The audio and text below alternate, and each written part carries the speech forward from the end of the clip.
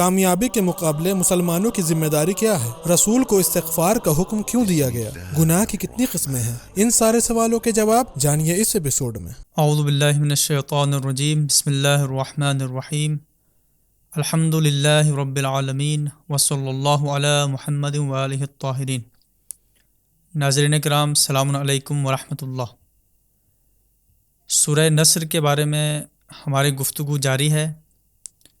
پچھلے 2 ایپیسوڈ میں ہم نے اس سورہ کی پہلی اور دوسری آیت کے بارے میں گفتگو کی تھی۔ پہلی آیت میں یہ بتایا گیا تھا پیغمبر اکرم کو اس آیت میں ایک بشارت دی گئی ہے کہ آپ کی طرف اللہ کی مدد آئے گی، جس کے نتیجے میں ایک بڑی کامیابی آپ کو ملے گی، اور اس کامیابی کا نتیجہ دوسری آیت میں بتایا گیا ہے کہ لوگ اسلام کے دامن میں، اسلام کے دائرے میں تیزی کے ساتھ آنا شروع ہوں گے، فوج در فوج، گروہ در گروہ لوگ آنا شروع ہوں گے اسلام کے دامن میں۔ آج ہم اس سورہ کی تیسری آیت کے بارے میں گفتگو کریں گے کہ مسلمانوں کو، پیغمبر اسلام کو یہ جو ایک عظیم کامیابی ملی ہے فتح مکہ کے نام سے، اس کے بعد ان کی کیا ذمہ داری بنتی ہے۔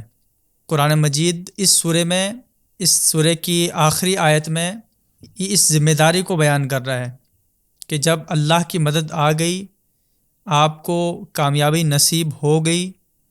اور اس کے نتیجے میں لوگ تیزی کے ساتھ مسلمان ہونا شروع ہوئے، اسلام کے دائرے میں آنا شروع ہوئے، تو اب آپ کی ذمہ داری کیا ہے؟ ارشاد ہوتا ہے، بسم اللہ الرحمن الرحیم، فسبح بحمد ربک واستغفرہ انہ کان توابا۔ تو اب آپ اپنے رب کی حمد کیجئے، اپنے رب کی تعریف اور تمجید کیجئے، اس کی تسبیح کیجئے، اور پروردگار کی بارگاہ میں استغفار کیجئے، اور یہ جان لیجئے کہ یقیناً پروردگار معاف کرنے والا ہے، توبہ کو قبول کرنے والا ہے۔ تو یہاں پر جو ذمہ داری بتائی گئی ہے مسلمانوں کی اور پیغمبر اسلام کی، وہ یہ ہے کہ وہ پروردگار کی حمد کریں، اس کی تسبیح و تحلیل کریں، اور ساتھ ہی اس کی بارگاہ میں استغفار کریں۔ جہاں تک حمد پروردگار کی بات ہے تو یہ ایک واضح چیز ہے کہ یہ اس وجہ سے حکم دیا گیا ہے تاکہ مسلمان اس کامیابی کے بعد مغرور نہ ہو جائے، گھمنڈ کا شکار نہ ہو جائے، یہ نہ سمجھنے لگے کہ یہ میرا اپنا کارنامہ ہے اور اپنی تعریف کرنے بیٹھ جائے، بلکہ اسے خیال رہے کہ یہ کارنامہ پروردگار کی طرف سے ہے، اس کی نصرت کی وجہ سے ایسا ہوا ہے، لہٰذا یہاں پر قابل تعریف میں نہیں ہوں، یہاں پر قابل تعریف مسلمان نہیں ہے، بلکہ حقیقت میں جو قابل تعریف ہے، جس کی حمد کی جانی چاہیے، جس کا شکر کیا جانا چاہیے، اور جس کی تسبیح کی جانی چاہیے، وہ پروردگار متعال کی ذات ہے، کیونکہ اگر اس کی نصرت نہ ہوتی تو ہمیں یہ فتح نہ ملتی، اور اس فتح کے نتیجے میں لوگ اسلام کے دائرے میں نہ آتے۔ لہٰذا پروردگار مسلمانوں سے خطاب ہو کر یہ کہہ رہا ہے کہ اپنے پروردگار کی تسبیح کرو، اس کی حمد کے ذریعے سے، اس کی تعریف کے ذریعے سے۔ اور اس کے بعد دوسرا حکم جو اس آیت میں دیا گیا ہے، یا دوسری ذمہ داری جو بتائی گئی ہے، وہ یہ کہ استغفار کریں پروردگار کی بارگاہ میں۔ استغفار کا جب لفظ ہمارے سامنے آتا ہے تو اس سے جو عام تصور ہمارے ذہنوں میں آتا ہے وہ یہ کہ انسان اپنے گناہوں کی وجہ سے پروردگار سے معافی طلب کرے، اپنے گناہوں کی معافی مانگے۔ لیکن سوال یہ ہے کہ یہاں پر جو خطاب ہے پیغمبر سے ہے اور ساتھ میں مسلمانوں سے ہے، گویا پیغمبر سے کہا جا رہا ہے کہ آپ استغفار کیجئے، ساتھ میں مسلمانوں سے کہا جا رہا ہے کہ آپ استغفار کیجئے۔ لیکن جہاں تک قرآن مجید نے انبیاء کا تصور پیش کیا ہے یا ائمہ طاہرین کا جو تصور پیش کیا گیا ہے، اور ہم جو عقیدہ رکھتے ہیں انبیاء کے بارے میں یا ائمہ طاہرین کے بارے میں، وہ یہ تصور رکھتے ہیں کہ یہ ہستیاں معصوم ہیں، ان سے کوئی گناہ نہیں ہوتا ہے، کوئی غلطی نہیں ہوتی ہے، بھول چوک نہیں ہوتی ہے ان سے۔ پھر استغفار کا کیا مطلب ہے؟ کیا خدا نخواستہ، کیا معاذ اللہ پیغمبر سے کوئی گناہ سرزد ہوا ہے کہ جس کی بنیاد پر یہ کہا جا رہا ہے کہ آپ استغفار کیجئے؟ جہاں تک مسلمانوں کی بات ہے تو مسلمانوں کے بارے میں سمجھ میں آتا ہے کہ بہت سی غلطیاں ایک عام انسان جو پیغمبر نہیں ہے، جو معصوم نہیں ہے، جو امام نہیں ہے، اس سے بہت سی غلطیاں ہوتی ہیں، بہت سی خطائیں ہوتی ہیں، بہت سے گناہ ہوتے ہیں، جس کے نتیجے میں اسے استغفار کرنا چاہیے، پروردگار سے معافی طلب کرنا چاہیے۔ لیکن پیغمبر سے استغفار کا کیا مطلب ہے؟ اگر ہم ائمہ معصومین کی دعاؤں کو دیکھیں یا پیغمبر اکرم کی دعاؤں کو بھی دیکھیں، ان کی زندگی اور ان کی سیرت کو دیکھنے کی کوشش کریں تو وہاں پر بھی ہمیں یہ چیز نظر آتی ہے۔ ہمارا یہ عقیدہ، یہ ایمان اپنی جگہ بالکل صحیح ہے کہ وہ معصوم ہیں، ان سے گناہ نہیں ہوتے ہیں، ان سے غلطیاں نہیں ہوتی ہیں، لیکن اس کے باوجود ہم دیکھتے ہیں کہ ائمہ معصومین کی سیرت میں، ان کی زندگی میں، خاص کر ان کی دعاؤں میں گناہوں کی معافی اور استغفار نظر آتا ہے۔ جیسے دعائے کمیل جو کہ ایک مشہور دعا ہے امام علی علیہ السلام کی، اس میں کئی جگہوں پر دعائے کمیل کے ابتدائی جملوں میں ہم دیکھتے ہیں کہ مولا علی پروردگار سے گڑ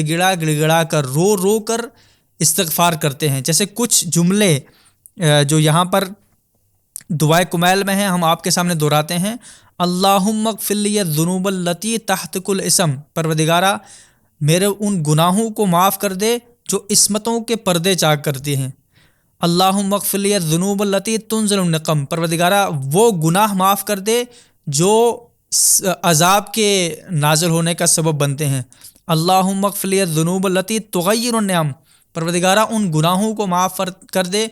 جو نعمتوں کو بدل دیتے ہیں۔ اللہم اغفر لی الذنوب التی تحبس الدعاء، ان گناہوں کو معاف کر دے جو دعاؤں کی قبولیت میں رکاوٹ بنتے ہیں۔ اللہم اغفر لی الذنوب التی تنزل البلاء، ان گناہوں کو معاف کر دے کہ جو بلاؤں کو اور مصیبتوں کو نازل کرتے ہیں۔ اس طرح کے اور بھی جملے دعائے کمیل کے اندر، یا امام سجاد علیہ السلام کی صحیفہ سجادیہ کے اندر بعض دعائیں ہیں جو دعائے استغفار، دعائے توبہ کے نام سے جانی جاتی ہیں۔ اسی طرح دوسرے ائمہ کے ہاں بھی ہم دیکھتے ہیں، ان کی سیرت کے اندر، ان کی دعاؤں کے اندر یہ ملتا ہے کہ وہ استغفار کرتے ہوئے نظر آتے ہیں۔ اس کا کیا مطلب ہے؟ کیا ان سے معاذ اللہ گناہ سرزد ہوئے ہیں جس کی وجہ سے وہ استغفار کر رہے ہیں؟ اس کا جواب علماء نے خود ائمہ معصومین کی روایات کی روشنی میں، ان کی سیرت کی